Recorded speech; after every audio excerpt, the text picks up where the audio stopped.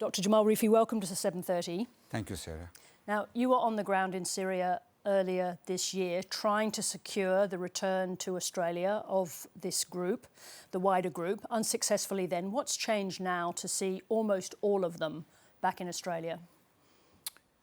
I think we were able to convince the Syrian government about the plight of those children and the fact that the political rhetoric in Australia does not reflect the legal reality that those are Australian citizens, they should be back, and the majority are children, they are innocent, and we convince them that if any of these women, that they have done anything that broken the Australian law, that we have the court system, and they will go through that, and they needed that convincing, and they were true to their word.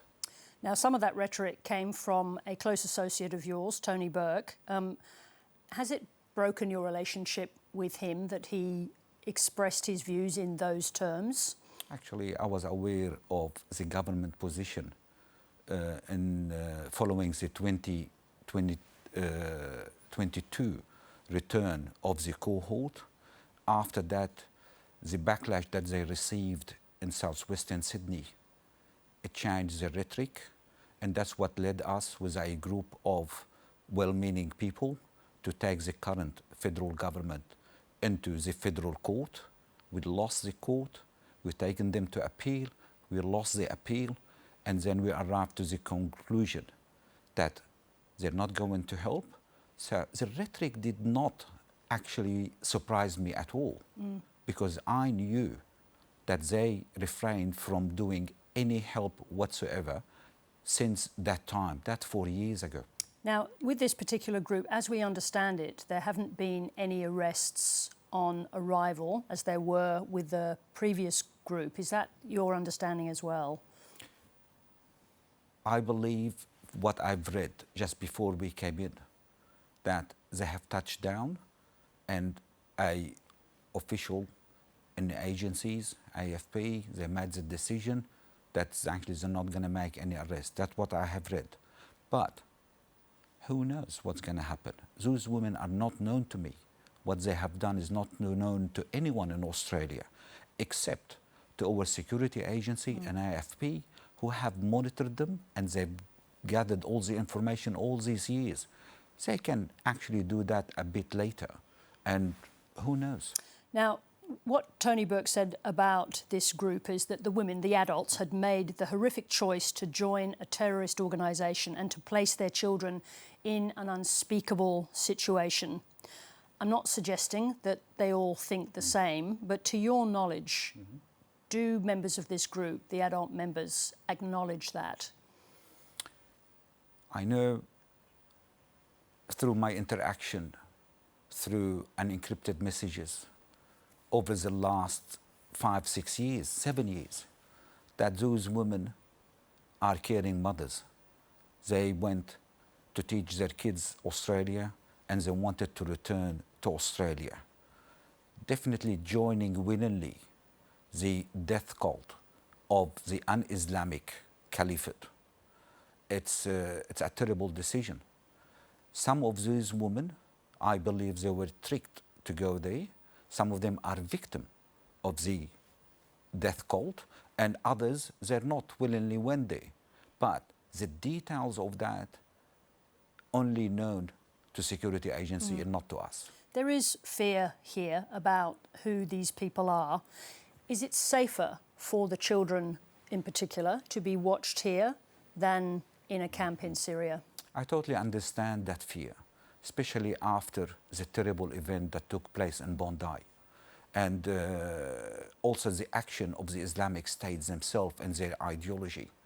But we honestly believe that Australian as a whole will be safer with those children returning now as children, rather than staying in the Middle East in a volatile situation and being under the influence of radical element. Then they have all the right to come back as adults. But they will missing proper education, they're missing proper integration, and will be even harder for our security agency to actually keep tab on their action when they are in their early 20s or late 20s. But now it is much better. And those are innocent children.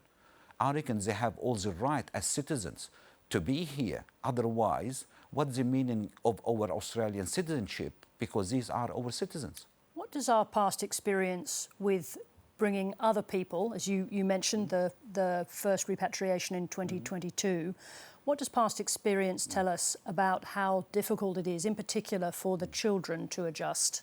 To be honest, our first repatriation took place in 2019. So it did, yes, sorry. Yes, when I met with Peter Dutton and I pleaded the case of the children, but he only agreed to bring the orphan. And we are great. And let me tell you, later on, we started with 75 in this cohort, 20 women and 55 kids. The majorities are back, one way or the other. They've done marvelously well. But not only women and children, we only advocated for the children, but also some men have returned and they're doing quite well. I reckon their terrible experience have enlightened them about the difficulty of and the wrongfulness of their decision. And also their parents or their relatives out here, they suffered a lot from the day they have gone. I have met with parents that they had 4 kids at the same time. And I met them with Scott Morrison at that time. And I'm still impacted with meeting those parents who lost 4 kids. We thought they all died, but one of their children, the youngest one, he contracted a disease as he arrived in Syria. He went into sickness and he became a cook, and that's why he survived, still in the prison right now. But it is your expectation, or it is your experience, that bringing the children back here, that it is possible, no matter how difficult the circumstances are, that there are the services in place to help them reintegrate, however hard it is? Without any doubt, I would say that we have our security agency, our legal system, and we have our community and their family. We all do our best to make them integrate, and past experience prove that point. Dr Jamal Rifi, thank you very much indeed for joining us. Thank you.